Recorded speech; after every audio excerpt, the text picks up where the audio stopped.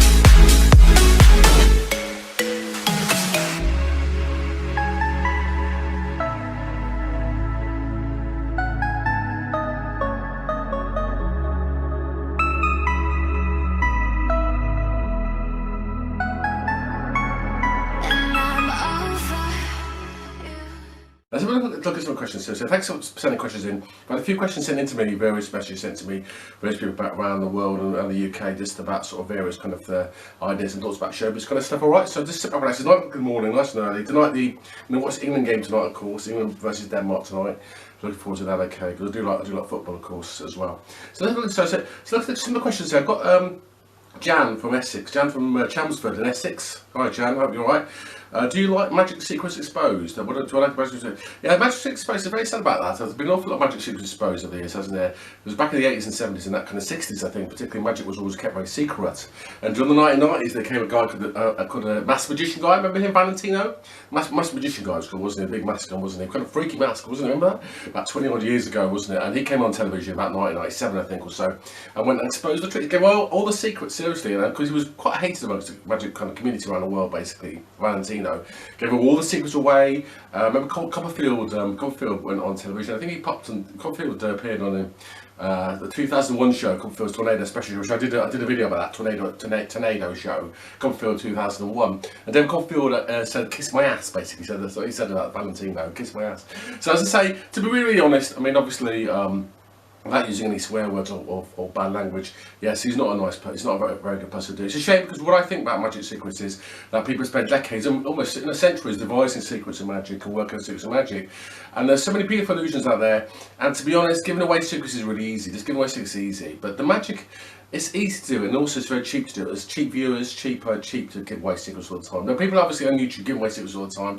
I give away some secrets, but I'm a bit selective about what secrets I give away on YouTube, basically. I don't want to give away every secret. Some people seem to want to give magic away left, right and centre. They seem to make channels and videos giving magic away all the time to make money, basically. And don't really care about magic secrets. And that's a shame, because I do think magic needs to be kept to a certain extent. But I think back in the old days, you couldn't really learn secrets. You had to there was no YouTube. You had to kind of get books kind of stuff to find the secrets. And that was exciting, finding books, sourcing books from the library, sourcing books from magic shops, from online magic shops or whatever, retailers, magic books.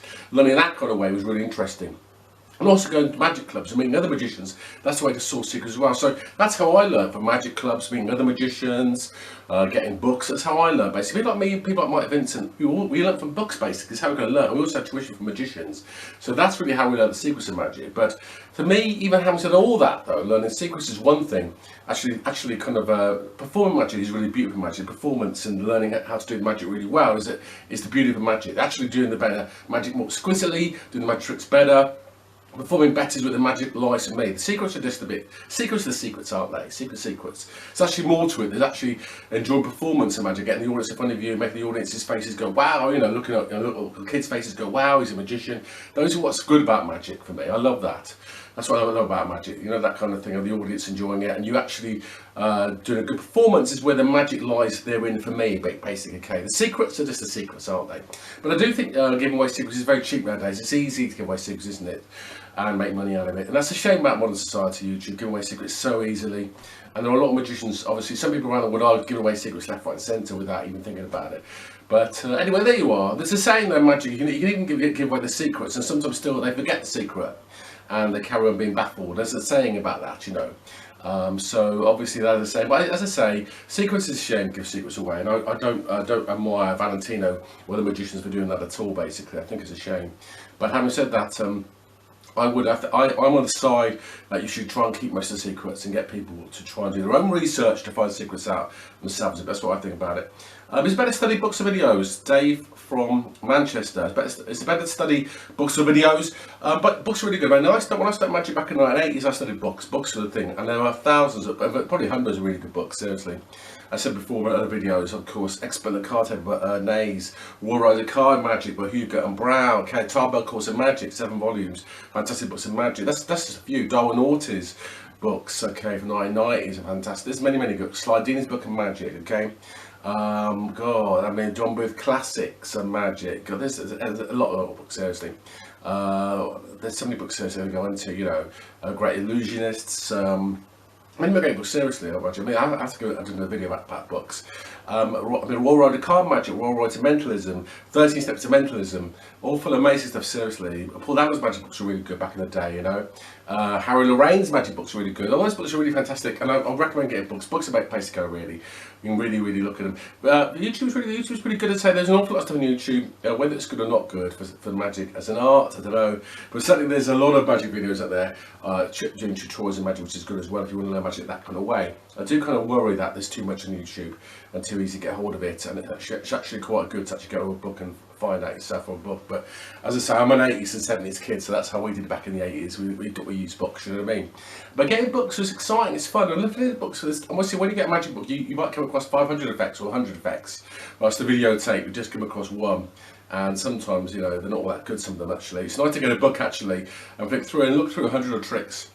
That's quite an enjoyable experience, isn't it? And select what you want to learn, basically. I said before, Tarbell course is brilliant. Tarbell number 7 is brilliant.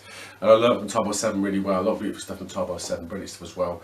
But there's a lot to do. Obviously, as I said before, if you want to get a lot of ideas, just go through Copperfield shows on video on YouTube. Those shows, go through Paul Danvers shows on YouTube. They put them back up again. There's 1,000 tricks on there, hundreds of tricks on there, seriously. A whole catalogue of tricks. So just go through those kind of shows. God, Wayne Dobson shows, what's else on YouTube? Doug Henning shows, Jay Sankey videos. So there's more stuff out there with some really good stuff on it. So do go through videos. Although it's good, as I say, I'm not completely, utterly obsessed, you know, with the idea of everything being exposed on YouTube. But there you are. Okay, there's an awful lot of stuff. So my answer to that is a combination of books. Yeah, get the books, and also videos as well. But combination of books and videos, and also watching old magic shows from the 80s and 90s. That's selected as well. There's lots of magic shows from the 80s and 90s, including David Blaine as well. Okay.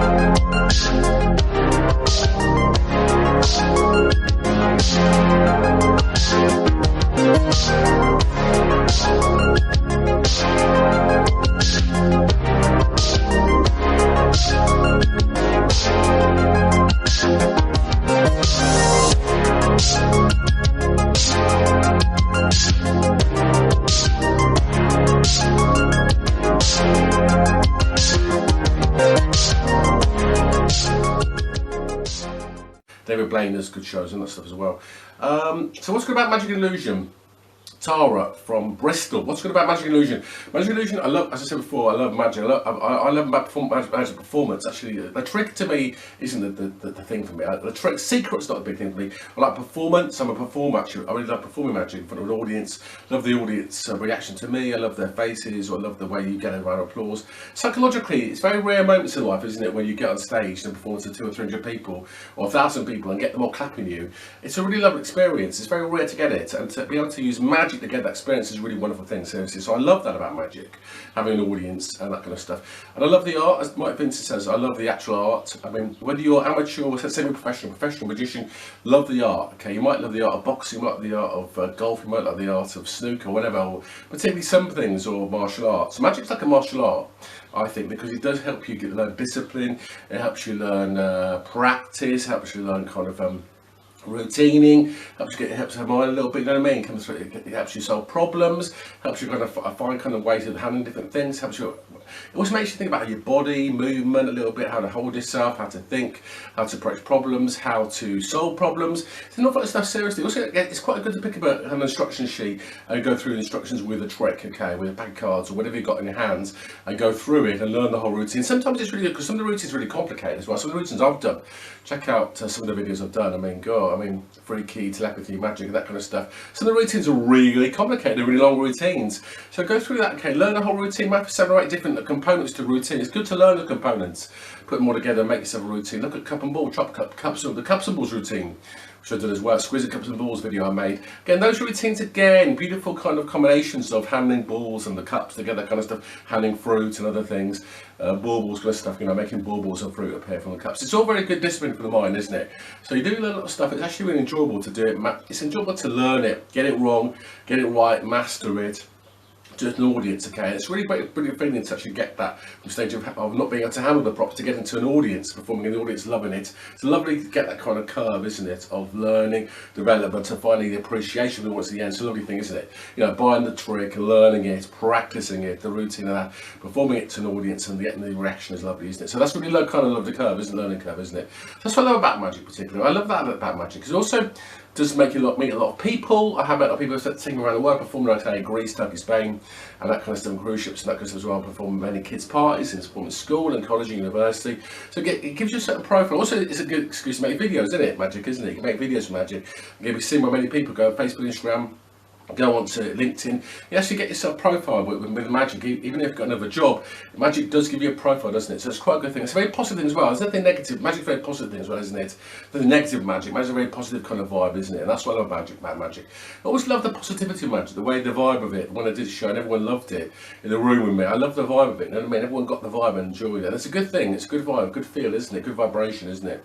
So that's what I love about magic, and I do love magic very much, and that's why I did it since the age of 10, 11 years old. Okay, so that's why I loved it, and I recommend people do it, you know. And also, if you're a guy, you meet a lot of girls. If you're a guy, you meet a lot of guys. You know what I mean? So, or if you might, you know, whenever you can meet lots of people. So, there's a lot of things you can do with it. Basically, it does attract a lot of girls and that kind of stuff. Magic, they do love it. Okay, favourite routines and tricks. Favourite routines and tricks. Favourite routines and tricks. This is by Geraint in Bishop Stortford. Okay, hi Geraint. Hi. Favourite routines and tricks. Okay, personally I like cups and balls. I love the cups and balls routine. The 1 cup and 1 ball, or 3 cups and 3 balls routine. Classic chop cup routine. I love that really much. I love linking rings. It's a brilliant trick.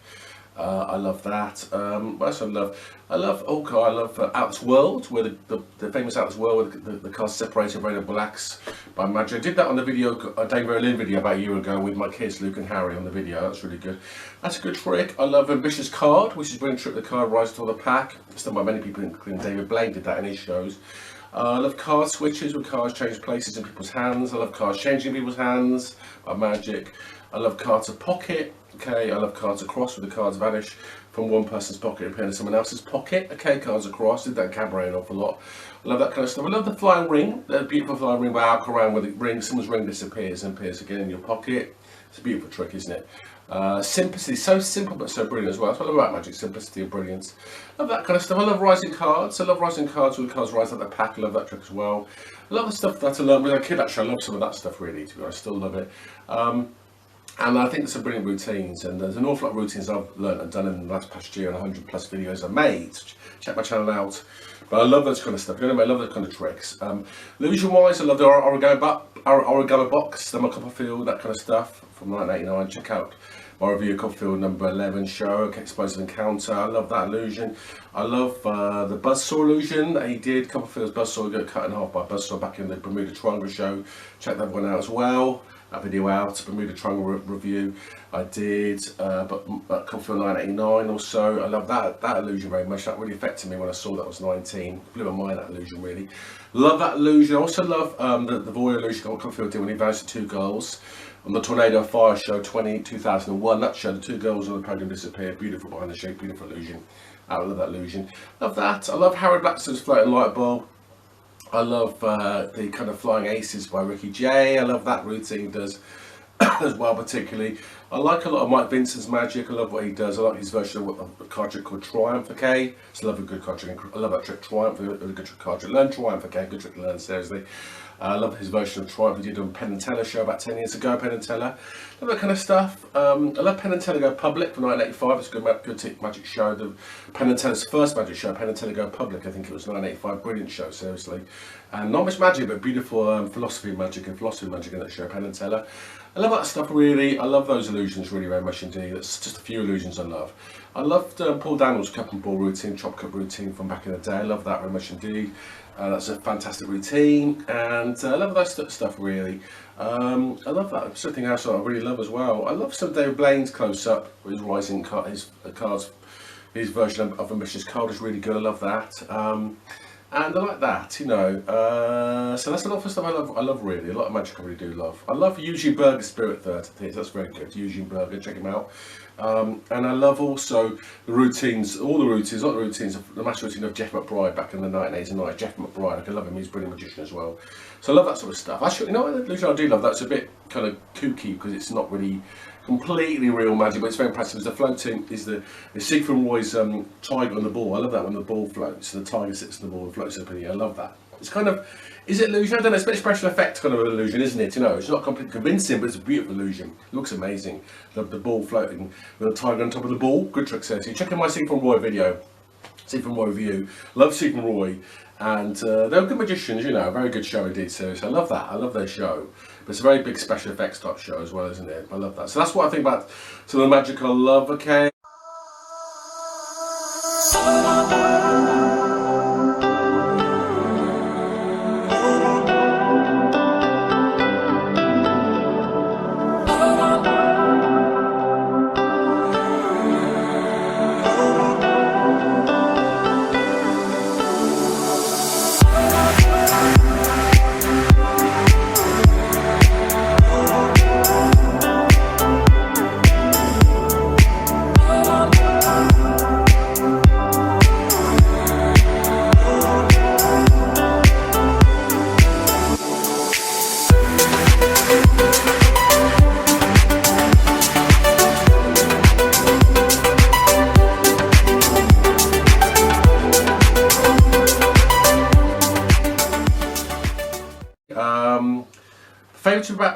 Favourite tip about performing in front of an audience. Favourite tip from this is from Jan.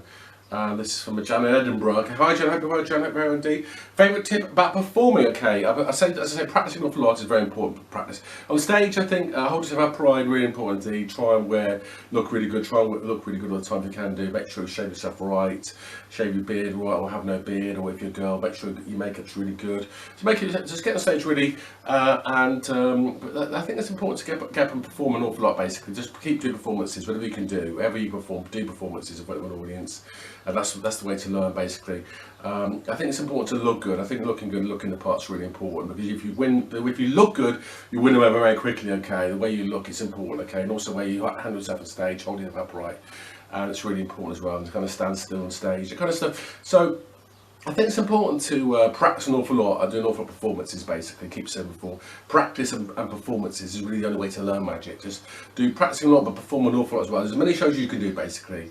where you can do shows and do that sort of stuff. But do try and look good. I think looking good is important. It does set you apart from other people if you actually look the part of a magician, okay? To look the part. I really think that's really important, just look the part, okay? It's one of the key things. Because magic is theatre, theatre is magic, and it's important to look like you're a magician, you know what I mean? So I think that's really important as well. Do you ever run out of tricks? It says here. This is from Taiwan or someone. Shimlo or something. I think it says Shimlo from Singapore. Hi Shim, I hope you're alright, Singapore. Do you ever run out of tricks? Never run out of tricks. No, I don't run out of tricks, never do. No, actually, there's a thousand, probably zillions of magic tricks really, aren't there? An awful lot of magic really is variations of magic. You've got variations of tricks really, haven't you? For example, you might have got, for example, you know, the same sort of tricks. I think there's 5 tricks, aren't there? 5 actual effects, aren't there? There's levitation, vanishing, appearance, isn't there? Penetration, that kind of stuff. There's about 5 or 6 different kind of actual tricks you can only do anyway, can't you? There's also, I think, mind reading, teleportation. There's only a few tricks you can really do, aren't there? So everything's a variation of those kind of 5 or 6 tricks, aren't there, I think? Even I don't know what the 7 tricks are. I can never name them, you know what I mean? But that's kind of what they are. So there's only 7 tricks you can do, basically, including mind reading and telepathy, telekinesis, moving objects. There's sort of, that's kind of a lot of the same sort of stuff you do in magic, isn't it? So everything's variation. So there's loads of tricks. A lot of tricks, illusions done by many magicians are really the same trick dressed up in a different kind of way, really. A lot of the tricks are really old, going back even 2,000-3,000 years. Ancient Egypt, the Dead-Eye, the magicians of ancient Egypt, okay, the Tomb of Beni Hassan and cups and balls. A lot of the old tricks are really old routines going back centuries, and they're just done up again for new audiences, okay, that kind of stuff. A lot of magic was invented often by people like Robert Houdin, the French magician in France in the 1850s and 60s. And he kind of invented so many illusions that a lot of them are still used today, including floating ball and a stick, that kind of stuff. These kind of illusions are still done today. And you see variations of the same illusions. You saw Wayne Dobson doing the guy floating on a stick, which is a 200-year-old illusion. So you do see people doing the same illusions again over and over again. When P.T. Selbit invented sawing in half, I think, sawing girl in half. P.T. Selbit 100 years ago, and of course it's done in so many different ways. Sawing people in half with boxes, without boxes, okay, literally been cut in 2 without a box. Amazing, isn't it? Seriously, I think Crusaders was a version where you get cut in 2 without a box entirely. Again, we had a Copperfield's version, best saw being cut without a box entirely in 2. So again, this kind of goes on. I mean, see the same trick being developed more and more to become better and better and better, don't we? So that's kind of what I think about magic. So you never really run out of tricks, okay? A lot of the routines, the same kind of routines in different variations, different formats. So there are an awful lot of tricks. It never really ends, okay? You just have to find different ways of doing the same tricks, basically. That's kind of how it goes. That's what I say as well, definitely. Good fact question here. This is from David. And then professional opportunities. Where do you perform magic? Where can you perform magic? Yeah, obviously, performing magic is really, you need to set yourself up being a magician. You need to make yourself a magician because no one's going to do it. You've got to do it yourself, okay? Magic is a DIY world. You've got to do your own thing with magic, seriously. You have to learn, do shows yourself, okay? You need to advertise yourself on the internet, or wherever you can, directories, advertise yourself out there as a magician, okay? Get an agent as well. You need to get an agent as well when you're doing kids' parties. Look, you need to do kids' parties, bread and butter, okay? Bread and butter shows at kids' parties because you can get thousands of kids' parties. Good way to learn doing kids' parties as well. I recommend doing kids' parties, okay? Bread and butter magic doing kids' parties. They're easily available. Many people do have kids' parties. After the pandemic ends, get out and do kids' parties. There's thousands of jobs at kids' parties around the country. Please do kids' parties, okay? They're easy to do and they're good fun doing kids. The other thing, of course, and you need to advertise yourself as a kids magician, but also all round as well. To learn, having an adult audience, you need to do cabaret really. You need to kind of get into cabaret. You need to kind of get yourself doing gigs and get an agent, that kind of as well. Get to an agency, try and get yourself an agent, that kind of as well. Recommend really. I recommend kind of getting into this stuff. You can do buttons kind of stuff as well, button shows. You can get some overseas and do as a holy rep. You can do shows doing holy rep as well, which I did as well. Become a holy rep and do shows as well doing that. You can do a lot of magic as a rep as well abroad. Okay, do cabaret, that kind of stuff as well as a holy rep. You can do that kind of way. You can get yourself an agent, get yourself doing shows on cruise ships as well, do a cruise ship magician. So if you want to do close-up, you can do, obviously advertise yourself, do close-up shows around London, that places where cities as well, doing close-up in restaurants as well, that kind of stuff, or in various gatherings and parties. A lot of magic though is, a lot of close-up magic's going up to people in restaurants and stuff and starting doing magic impromptu, that kind of stuff at their table. Weddings as well, of course. So you can do magic in very different kinds of ways, okay? Personally, I prefer doing a stage performance, that kind of magician really. Alas, I think a lot of that's disappeared nowadays, because in the old days, a lot of stage magic. Nowadays, people do close-up so much in weddings, that kind of stuff. So I would recommend really, you know, obviously learning where the market is. If the market really is close-up, then learn close-up basically, learn more close-up and become a close-up performer as well. That's where the money is basically, and do kids' parties. A lot of magic money, I think, in kids' parties, that kind of stuff, and also close-up as well. So those are areas to really go into. But it is a professional arena magic.